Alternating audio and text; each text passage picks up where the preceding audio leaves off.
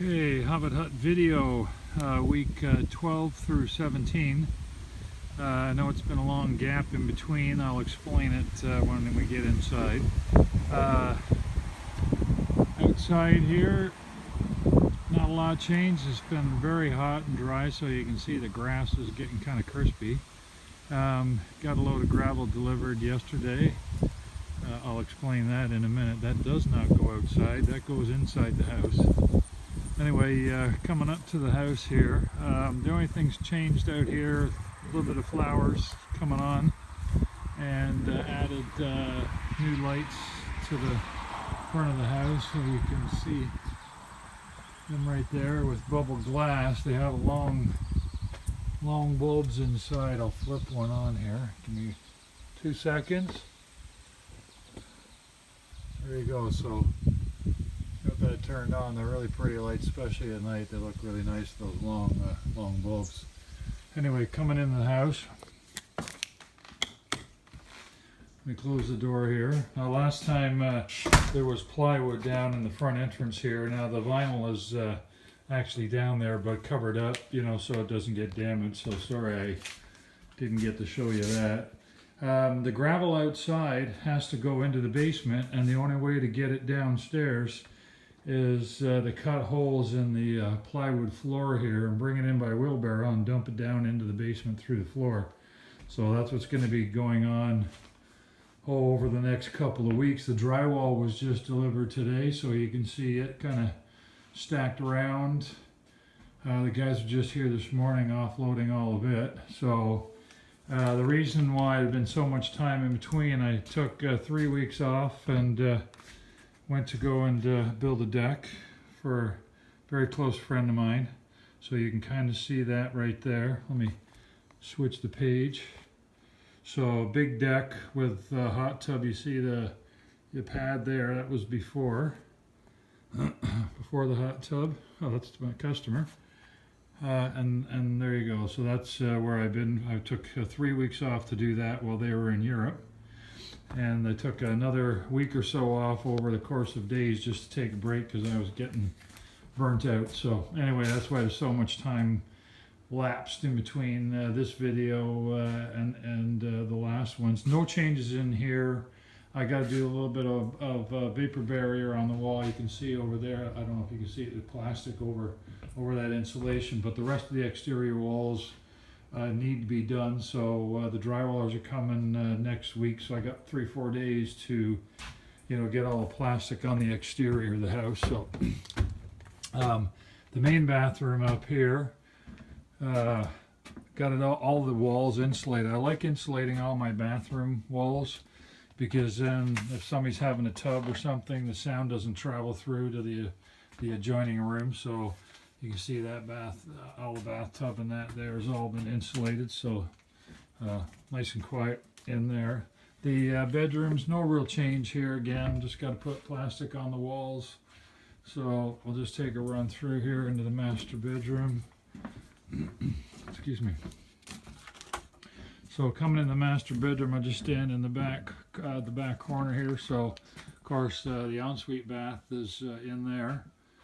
And you can see going down into the closet there. So that closet, walk-in closet, would be left open like that. No door. But you can see the insulation on the walls from the bathroom.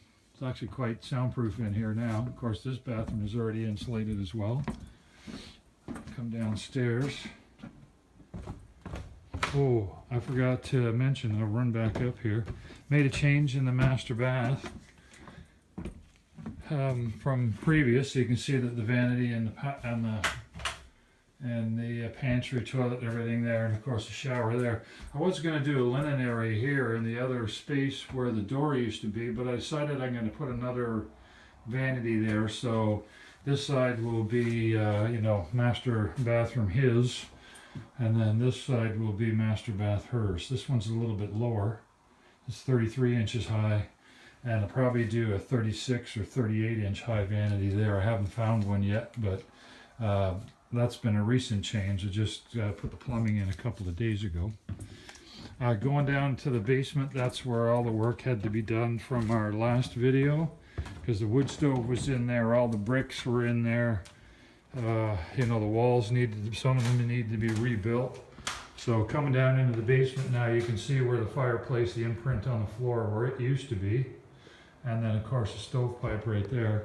And then what I've done is I've framed the walls straight up rather than having the original ledge that was, you know, halfway up. I don't like basements with that ledge all the way around, because all I wind up doing is collecting dust and all kinds of garbage. So framed it all up, got it all wired in for plugs, all spray insulated, so you can see all-purpose spray all the way around. Created this room over here, so you can see Bernie's been here before, you know, get everything closed in here for the insulators. So you've got the furnace all ducted in, and then it runs all the way along here. So I've closed this off for the drywallers. You can see the bulkhead running all the way down. That's the access for all the heating ducts to the bedrooms, etc. upstairs. And then the hot water tank still in the box right here. It's going to be going over in this location straight here in front of us. So there'll be that, pipes for the furnace to go outside, of course all the well stuff, and then, you know, the heating system and everything right there. So it's all come together. This is a nice utility room. I also put a plug down in the basement here, because I'm hoping to get the small freezer set in this room as well. So it's going to be well used when it gets finished. As far as the electrical room here, this was all sprayed, and you can see the purple down on the plastic there on the floor. But because it's not being covered with drywall or anything like that, by code it has to have a fire protectant paint on it, and that's what all the white is. So if you have to leave the insulation, you can see both together. So the left side of that wall there, it's going to get drywall, and then the right side it gets nothing. So they painted all that. So that's what you're all seeing there, all fully painted in. And then the one area that has taken the longest is actually in here. Let me kind of get down here. This is the crawl space. Now, all the exterior walls have been sprayed and have the paint coverage all the way around. So it took a lot of work to get it to this point, because this area in here was full of garage sale crap, old bits of plywood so they could walk on what is sand. The floor, except for this area right here, is sand. And it gets wet because this house, there's a spring that runs under this house, and when in the wet season the water seeps up through the floor. So what you wind up with is sand getting wet and turning into quicksand. So they put 1/4-inch plywood on the floor to walk on it, but all it did was disintegrate after, you know, several years. So what I'm doing is that gravel outside, once I cut the hole in the floor in the living room, it'll be dropped down into here, and it'll be spread out all over the floor about 4 inches deep, just like this little bit here. I had some that was part of the fireplace when I tore it apart, where the wood stove is, so I used it in here just so I'll walk on it. But most of that, most of the dirt that you see on the floor in there is wet, like damp. And it will always be that, because it's below the grade of the house. It's below the footing grade. So this section in here, right in the middle, that you can see, they built a little cistern there, so when there's water on top of the sand, as it seeps up, it will, it will weep into that little cavity there. Let me walk over to it. It'll weep into that cavity, and then when it gets to a certain height, because you can see water in there, when it gets to a certain height, it will pump out, and it'll pump into the normal house sump pump, and then pump outside, so it's double pumped.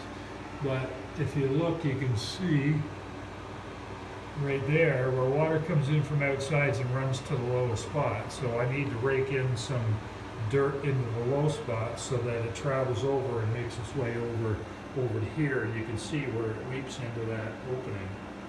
And then gets pumped out. Anyway, so that's kind of it for in here.